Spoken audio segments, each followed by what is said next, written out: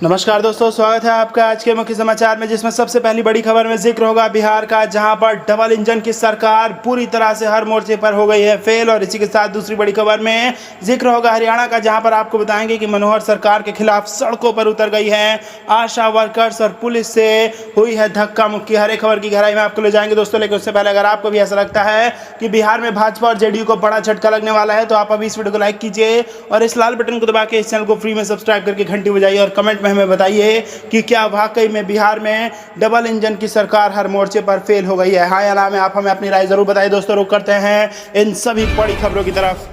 बिहार में double engine की सरकार हर मोर्चे पर फेल, मिन्नत रहमानी। जी हां दोस्तों, बिहार में आज डबल इंजन की सरकार है, इसके बावजूद बिहार सरकार हर मोर्चे पर फेल है। आज बिहार की जनता कोरोना एवं बाढ़ के संकट से जूझ रही है, लेकिन उन्हें कोई सहायता नहीं दी जा रही है। उक्त बातें बिहार प्रदेश कांग्रेस अल्पसंख्यक प्रकोष्ठ के अध्यक्ष मिन्नत रहमानी ने बढ़िया में कही। वे बुधवार को नप उपाध्यक्ष सह कांग्रेस नेता मनोज कुमार के आवास पर प्रेस वार्ता में बोल रहे थे। मिन्नत रहमानी पटना से एक कार्यक्रम में शामिल होने मुंगेर जा रहे थे। उन्होंने कहा कि मुख्यमंत्री नीतीश कुमार कहते थे कि मिट्टी में मिल जाऊंगा, लेकिन भाजपा से नहीं मिलूंगा। पिछले विधानसभा चुनाव में बिहार की जनता ने महागठबंधन को बहुमत दिया था, लेकिन नीतीश कुमार ने भाजपा से मिलकर महागठबंधन को दरकिनार कर सरकार बना लिया। आज कोरोना से निपटने के लिए प्रधानमंत्री लोगों को थाली बजाने एवं दीप जलाने को कह रहे हैं। इससे कोई ठोस परिणाम निकला गया? देश की जनता लॉकडाउन में तबाह हो गई। पूरे देश में मजदूर किस दशा में अपने घर लौटे हैं, किसी से छुपा नहीं है। उन्होंने कहा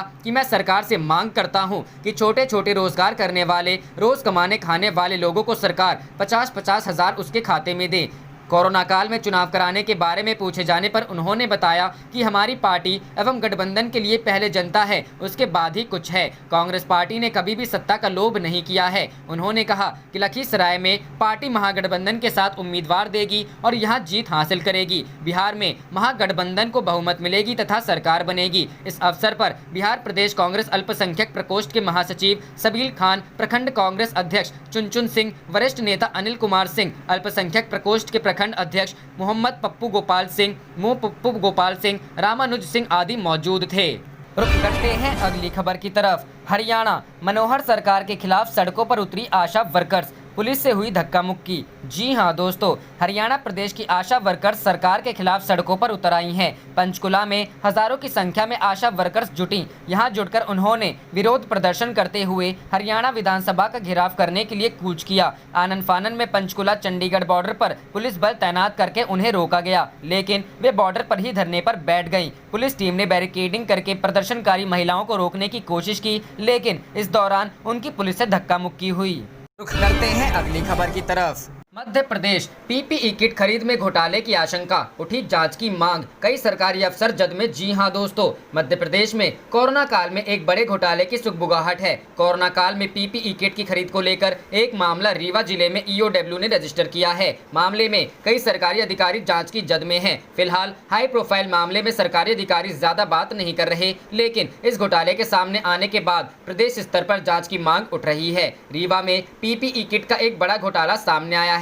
जानकारी के मुताबिक पीपीई किट के दाम बढ़ाकर पेमेंट किया गया और सरकार को लाखों रुपए का चूना लगाया गया। अफसरों का कहना है कि एक शिकायत मिली थी, जिसमें ये सामने आया था कि कोरोना राहत के लिए आए बजट में घपला किया गया है। जांच की गई तो ये सामने आया कि बिना सामान की सप्लाई के फर्जी बिल तैयार कर पेमेंट किया गया। 550 की पीपीई किट 900 रुपए में खरीदी। 3 फर्मों को किए गए भुगतान सीधे फर्जी पाए गए। रीवा में स्वास्थ्य विभाग के 1 दर्जन से ज्यादा अधिकारी इस मामले में जांच के दायरे में हैं। अफसरों का कहना है कि पीपीई किट की खरीद में भी जबरदस्त भ्रष्टाचार हुआ है। वंदना ट्रेडर्स नाम की एक फर्म से 900 रुपए प्रति पीपीई किट के हिसाब से खरीद की गई, जबकि बाजार में पीपीई किट की कीमत 550 रुपए थी। फिलहाल ईओडब्ल्यू ने सीएमएचओ कार्यालय पहुंचकर सारे दस्तावेज जब्त कर लिए हैं। अफसरों का कहना है कि एनआरएचएम का बीते 2 सालों का फंड भी खरीदी में लगा दिया गया और इसमें भी भारी अनियमितता की गई। दस्तावेजों की जांच चल रही है। मामले में जानकारों का कहना है कि खराब पीपीई किट का ये कोई पहला मामला नहीं है। इससे पहले इंदौर और दूसरे जिलों में खराब पीपीई किट की कई शिकायतें की गई हैं। आशंका है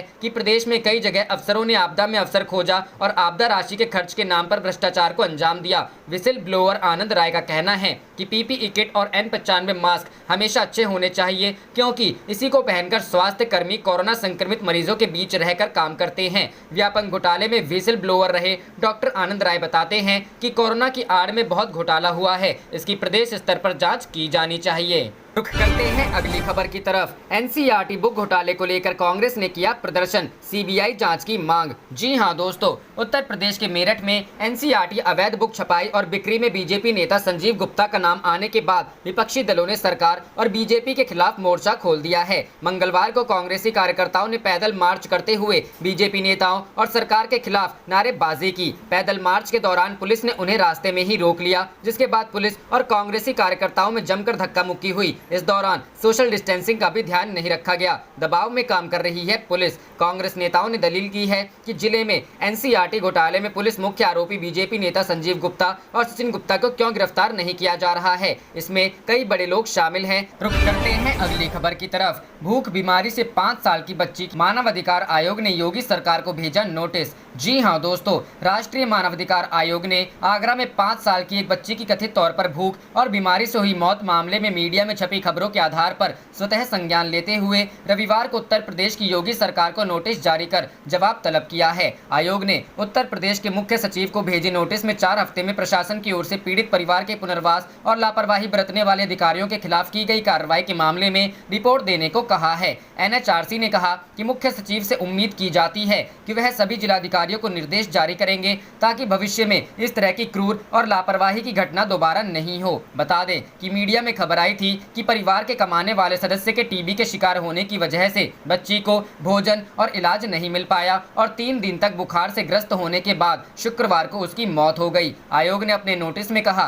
कि एनएचआरसी के जानकारी में आया है कि कई केंद्रीय और राज्य सरकारों की योजनाएं चलाए जाने के बावजूद एक 5 साल की बच्ची की भूख और बीमारी से मौत हो गई है। इसमें कहा गया है कि लॉकडाउन के चलते सरकार ने गरीबों मजदूरों के लिए कई योजनाएं शुरू की हैं। राज्य सरकार ने कई बयान दिए हैं कि वो गरीबों और जरूरतमंदों को खाना, शरण और काम देने को लेकर प्रतिबद्ध है और इसके लिए मजदूरों और कामगारों के कानूनों पर काम कर रहे हैं। लेकिन यह दिल दहलाने वाली घटना अलग ही कहानी कह रही है। आयोग ने इसे स्थानीय प्रशासन की ओर से मानवाधिकारों को लेकर गंभीर उल्लंघन बताते हुए कहा कि यह स्थानीय सरकारी अधिकारियों की जिम्मेदारी है कि वो इन योजनाओं को सुचारू रूप से लागू करें ताकि गरीब और जरूरतमंद लोग इसका फायदा उठा पाएं, और जाहिर है कि इस मामले में ऐसा नहीं किया गया है। रुक करते हैं अगली खबर की तरफ। Weather alert. उत्तर, मध्य और पूर्वी भारत में अगले 4-5 दिन जमकर होगी बारिश। इन राज्यों के लिए मौसम विभाग ने जारी किया रेड अलर्ट। जी हां दोस्तों, उत्तर, पूर्वी और मध्य भारत में अगले 4-5 दिनों के दौरान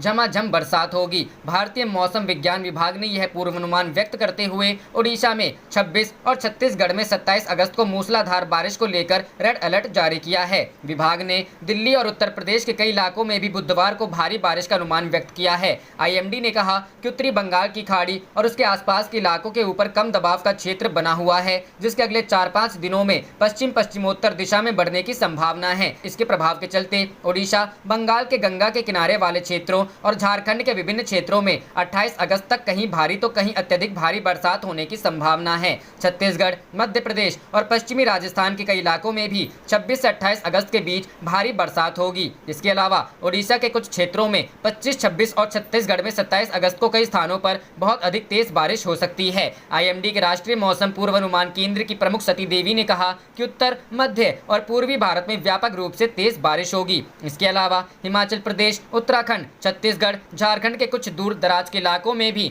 भारी से बहुत भारी बारिश होने की संभावना है। साथ ही बुधवार को उत्तर प्रदेश, राष्ट्रीय राजधानी दिल्ली, बंगाल, राजस्थान, पूर्वी मध्य प्रदेश, महाराष्ट्र के विदर्भ क्षेत्र, बिहार, जम्मू कश्मीर और लद्दाख के कई इलाकों में भी भारी बारिश होने का अनुमान है। रुक करते हैं अगली खबर की तरफ। किसानों की आय दोगुना करने में जुटी राजस्थान सरकार कर रही है खास काम। जी हां दोस्तों, किसानों की आय दोगुना करने के उद्देश्य के साथ राजस्थान सरकार ऑनलाइन मंडियों की संख्या बढ़ा रही है और इस साल 119 और मंडियों के इनाम पोर्टल से जोड़ा गया है। राज्य सरकार के मुताबिक इस साल 5 अप्रैल से 30 जून के बीच नई 119 मंडियों को इनाम पोर्टल से जोड़ा गया है। इस दौरान 2205 किसानों ने पंजीकरण किया है और साथ में 2989 व्यापारी पंजीबद्ध हुए हैं। वहीं कुल 2885.3 टन का व्यापार हुआ है।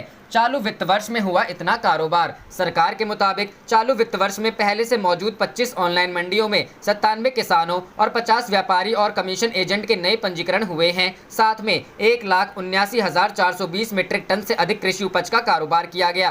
राजस्थान के कृषि और बागवानी विभाग के प्रमुख सचिव कुंजी लाल मीणा ने कहा, मुख्यमंत्री अशोक गहलोत की सोच के अनुसार राज्य सरकार किसानों की भलाई के लिए प्रतिबद्ध है। इसके तहत किसान कल्याण के लिए प्रौद्योगिकी के लाभ उठाने हेतु कई प्रयास किए जा रहे हैं तथा किसानों के बीच प्रौद्योगिकी साक्षरता में वृद्धि पर भी जोर दिया जा रहा है। राजस्थान से रचा इतिहास। बयान के अनुसार कोरोना वायरस संक्रमण महामारी के बीच राज्य सरकार ऑनलाइन मंच के जरिए किसानों की उनकी उपज का अच्छा लाभ दिलाने के लिए काम कर रही है, जबकि राजस्थान देश का पहला राज्य है जहां 144 मंडियों को इनाम से जोड़ा गया है। आपको बता दें कि हाल ही में राजस्थान सरकार ने विधानसभा सत्र के दौरान राजस्थान कृषि उपज मंडी विधेयक 2020 और राजस्थान कृषि जोतों पर अधिकतम सीमा अधिरोपण विधेयक 2020 को मंजूरी दी है, जिसे किसानों के हित से जोड़कर देखा जा रहा है। हालांकि सदन में 13 बिलों को मंजूरी दी गई है।